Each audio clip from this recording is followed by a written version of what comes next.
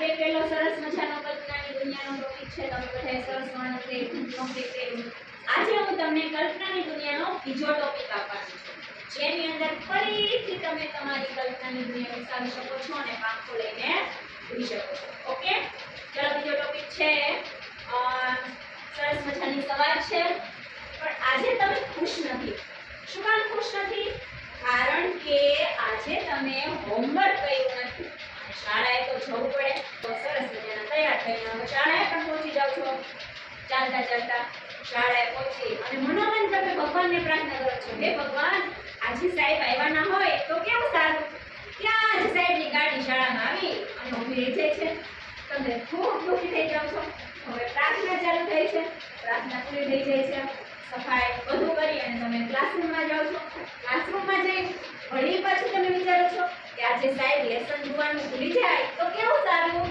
પરંતુ એટલી વારમાં તો સાહેબ ક્લાસમાં આવે છે, હાજરી પૂરે છે અને તમને કહે છે, હાલો બાળકો, લેસન બતાવો. બરાબર, એ પ્રાર્થના તમારી કેન્સલ. ભગવાન કઈ સાંભળતા નથી અને ત્યાં તમારો વારો આવે છે, તમે લેસન કર્યું નથી. સાહેબ સજામાં તમને એમ કહે છે કે ચાલ તારે જઈને વાંકો વળી અને ઊભો રહી જા.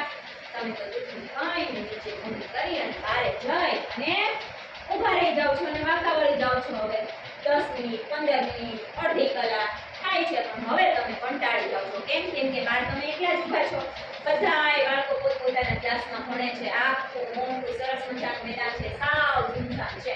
હવે તમે કંટાળ્યા છો તો કંટાળી અને તમને મન થાય છે સામે સ્કૂલના ગ્રાઉન્ડમાં સરસ મજાનો મોટો વડલો છે ને એની સરસ મજાની ઘટાદાર વડવાઈઓ લટકી રહી છે. તમને મન થાય છે કે ચાલો ને હું વડવાઈએ જઈને થોડા હિંચકા ખાઈ આવું. અને તમે આમ તેમ જો છો, કોઈ તમને જોતું નથી અને દોડીને તમે ગ્રાઉન્ડમાં આવેલી વડવાઈએ પહોંચી જાઓ છો અને હિંચકા ખાવા લાગો છો. હવે બને છે એવું કે ઈ વડવાઈઓની અંદર એટલી બધી ઘટાદાર હતી કે હિંચકા ખાતા તમારો પગ એક વડવાઈમાં ફસાઈ જાય છે અને ધડામ દઈને તમે પડો છો. પણ તમે જેવા પડો છો એવા નીચેથી એક દરવાજો ખુલે છે. શું ખુલે છે? દરવાજો. અને એ દરવાજાની અંદર તમે લસરતા લપસતા એક અલગ જ દુનિયામાં આવી જાઓ છો. હવે આગળ ઈ દરવાજાની અંદરની દુનિયા તમારે બનાવવાની છે. એવી દુનિયા, કલરફુલ દુનિયા, લાલ, ગુલાબી, લીલી, પીળી જેવી બનાવવી હોય એવી.